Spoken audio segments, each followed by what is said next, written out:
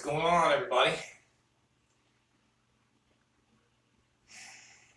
June 6th, Tuesday, June 6th. I was just contemplating there. It's finally hot. It's what I want. What I wanted to feel a month ago. We're a few days away from the Skeeter event. I've been here 10 seasons, and I can't tell you how many times by the time the Skeeter event comes, sitting in the Skeeter booth, working the Skeeter event has just been death-defying hot. And it's hitting just in time this year. It's probably going to be pretty hot working the booth this weekend, which I'm actually not doing this weekend. But the reason I'm bringing it up is, we've had cooler temperatures than normal for a long time. In fact, the last 4 or 5 days, things cooled down. We were warm trending. I think I mentioned to you last weekend, over the weekend, my pond was having fog rise off of it, which meant it's cool trending. I woke up this morning, 79. We're warm back up to 84, but 85. But we're still cooler than we're supposed to be.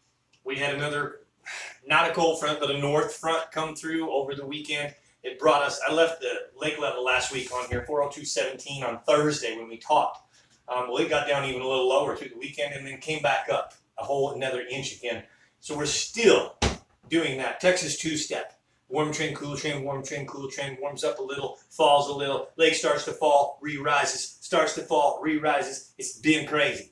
The reason that I'm telling you this is because if you're coming to fish the Skeeter event, there are still so many fish shallow that the deep bite is hit or miss. I'm trying to give you a decent public report to direct you to where you can actually, feel good about how you approach Lake Fork. I'm not going to give up the goods and what is working. I am going to tell you a few things that's working really well, but I'm not going to tell you what's best. However, what I can recommend is how you approach it. The morning time, there's still top water bite. There's still fish shallow. You should be fishing shallow the first probably 2 to 3 hours of the morning, especially if there's cloud cover. We've had no wind, really, very light variable winds, so it warms up fast. The water comes back quickly. But the morning, the fish are in the shallow waters, 5 to 8 feet of water. You've got 315 miles worth of flooded junk, 5 foot of junk that grew when the lake was 6 feet low, and now that's all in the water. These fish are still using it. There's still bait using it. There's still all kinds of shad, both kinds, threadfin and gizzard shad in it. I don't know that they're spawning or not, but they're still up in it. And early in the mornings, there's still topwater bite. There's still some squarebill bite, spinnerbait bite, chatterbait bite. It's random, and you got to be in the right spot. So you got to go find those areas that are holding those fish.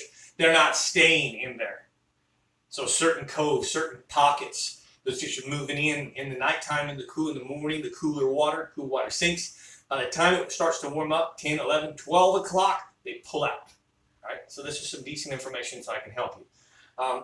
In those shallow waters, top waters, walking baits, popping baits, frogs. The other day we had rain in the morning, yesterday. It rained until 9:30 in the morning. The first 2 hours there was a frog bite. If you were especially in the right place, there was a frog bite. Today, the clear skies and the shallow water depleted very quickly, and you had to go deeper again. When I say deep, I'm talking 10 to 14 feet early, and by 11 noon, you're going to go deep, 20, 22, 24 feet. All right? The best bites that you can find offshore are schooling suspended fish. A lot of these are going to be slot fish. They're not necessarily going to help you in this tournament, okay? They're roaming, they're cruising, they're in an area over flats, over deep, long points, but they're not locking up to anything. They're not locking to the brush piles. They're not locking to the wood and the structure. They're roaming, they're free roaming, and they're moving. They're moving through pockets and deep water flats, as I mentioned. And the best couple baits that you can really do best things you can do, number one is go use your side scan, down scan combination to find the bait and the fish. And then potentially use your live scope if you have it, being offshore, to target the fish, the level of the fish, and watch how they move. They're moving. You can see when they move.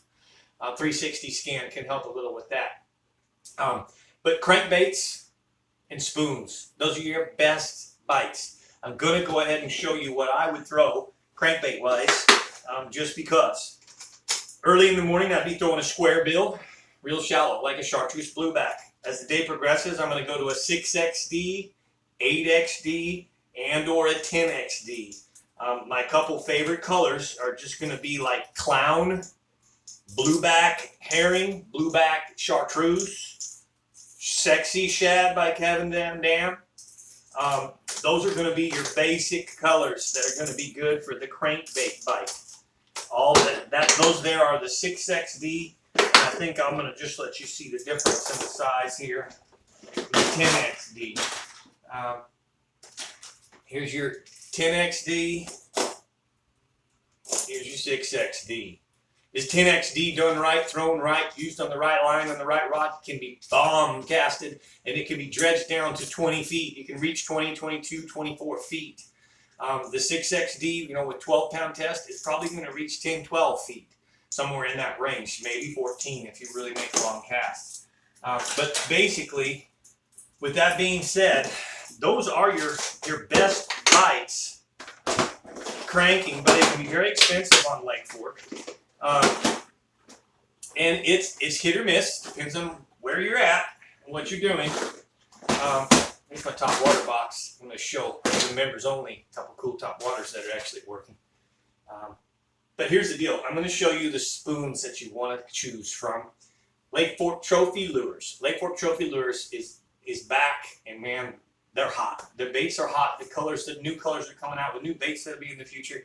They're revamping all the shelving. They're revamping the stock. They're revamping revamped the warehouse, the machines, everything. And the staff there, the girls, they run a good ship. It's really awesome to see that thing taking life again. And I'm grateful to be a part of it. So I want you to realize, number one, that that's one of the very first places that ever had flutter spoons, besides Joe Spates. Joe Spates is really the one that started the flutter spoon. But the whole flutter spoon deal started with Kelly Jordan, the elite angler Kelly Jordan, that is now an MLF angler, Kelly Jordan, and Lake Fork Trophy Lures. And here are the 5 best colors that I recommend you go through. I don't have my glasses, so I'm going to use my readers right here. This one's just going to be called your Chartreuse Shad, okay? And this is painted. This is the 5-inch. They've got 3-inch, 4-inch, 5-inch, and 6-inch. I believe they have a 3-inch. Next one is going to be just plain Jane. All right, that's just a silver spoon, plain Jane. I like the plain Jane. For Lake Fork, I like that Chartreuse Shad in dirtier water. Your next one is going to be actually called Sexy Shad. And it's almost like the plain Jane with a chartreuse stripe down the middle of it. And then you have the shad, which is just a typical shad. It looks like it's just silver, but it does have a kind of a gray back on one side of it, a little dark back on the top of it. Shad color. And then this one's my favorite in the fall, but it's barfish. It's chartreuse imitating the white or yellow bass barfish. All right, those are the 5 colors. You really want the 4, 5, or 6-inch shad. Any of the shad colors right now. Remember, the barfish is a fall type thing. It's more of a fall bite. So you don't need the barfish at this time. However, bass are bass. Bass, it's a spoon. A couple things the way you want to fish it. And then I'm going to let you guys go about your business. So, this spoon, there's 3 ways I like to fish the spoon. Number 1, if I find those offshore fish, I want to determine the depth that they're at. Okay? I'm going to try and make a long cast, and then I want the spoon to flutter through the fish and back up, through the fish and back up, through the fish and back up. So I'm going to yo-yo. I'm going to basically snap the rod and let it re-flutter down. Snap the rod and let it re-flutter down. Okay? That's one technique. You need to be good at it and realize at what depths are you ranging it through. You want it to come up through the fish and back down through the fish. Number 2, the second way I like to fish is on the bottom. I literally will just hop it like a jig on the bottom. All right? Literally get it on the bottom in the shell in the right areas when the fish are on the bottom, and just kind of lift the bell of it and let it smack down, make noise, and hop it off the bottom. And the third way, that's really effective way, is to find the fish suspending on the long points in the trees. Okay, in the wood. A lot of Lake Fork points have trees, stumps. And you actually swim it. You kind of yo-yo swim it. And it'll dart back and forth, dart all over. It doesn't just spin like a spinner. It doesn't come in straight like a chatterbait or a spinnerbait. If you do it right, it's fluttering all over the place. And you just kind of reel it and you flutter it through and around through the stumps. Guesstimating the depth zone, say the fish are at 6 feet of water, you want that down about 6 feet, and you want it basically just swimming it back and forth. Those are the 3 best techniques I can give you with a flutter spoon. When you do get stuck in the wood, don't rush it, don't over pull it, don't break your spoon off real fast. Keep clunking on it. It tends to knock itself free. It's just one treble hook, and that piece of metal is constantly banging and stuff. If you do it right, you don't leave your rod tight. Get slack line and crack the slack line and let it have it back. And you're smacking on it, but you're not pulling on it. You can shake that bait free a lot of the times and get your bait back. All right. That's my best advice for just catching fish on board. Slots and possibly your overs. Unders. If you need the unders, you want to target unders for this tournament. I'm trying to help you there. You're going to have two aspects of places that you can find them. Number one, you can find them offshore in deep brush piles or shallow brush piles. Those are going to be schooling fish that move from time to time. Drop shots, Texas rig worms, Texas rig cincos, things like that, fished in from 8 to 16 feet in brush piles and on the edges of the brush and the junk, can catch those fish. Secondary points, main lake points, things like that. If it was me, I would actually pursue the docks. I would put my head down if I wanted unders, and I would find out how to catch the residential fish that live on the docks, okay? Because those dock fish are gonna weigh more per inch than the schooling offshore fish. Look at it as lazy residential fish that live on their couch at home, don't leave the docks, very little. And athletes that run all over the field. The schooling fish are going to be 15.5 inches and weigh 2.2 pounds. The dock fish are going to be 15.5 inches and weigh 2.7 pounds. You know, completely different lifestyle of the fish. One is swimming, schooling, running around like an athlete, burning calories. The other is a residential fish that's going to look different, have a different color, and completely different body shape, especially to the inches. So don't tell me now publicly that I don't help you guys. Just being funny. You know I do. I give you good information. I do save the best information for the members only channel. That's how it is. I have a members only channel that's $4.99. Come on over. I'm inviting you to come on over. Sign up. Look in the description below this deal, below the video. Not while you're watching the video, afterwards. Click and look in the description part below this video, and there's a link how to become a member. And I will tell you more details in that member. Locations, exactly how to fish, exact depths, exact colors, tricks and tips, much more than you get here publicly. All right. There is about 300 members that are definitely happy. I know by the posts and how much comments and things that they share back to me, and they catch fish and they get the premium information on Lake Ford. I'm going to show those guys that information here in just a few minutes.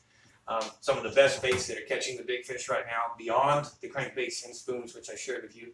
Some of the best baits that are actually catching unders right now. Some of the best hot water to be using early in the morning, and so on. Lake's back on the fall. I think I talked about the lake. Last week, we were 402.17, and we raised almost an inch in a day. Clarity's the same. Temperatures are finally climbing back up. That's kind of it for my bass fishing public report for you guys. All right. A couple other things I started adding to this report to help all fishermen have some good information about for crappie. The crappie right now, there's 2 places to catch those. You can catch them in the deep trees and brush piles, 18 to 28 feet of water. Minnows, hand-tied jigs, and blackened chartreuse.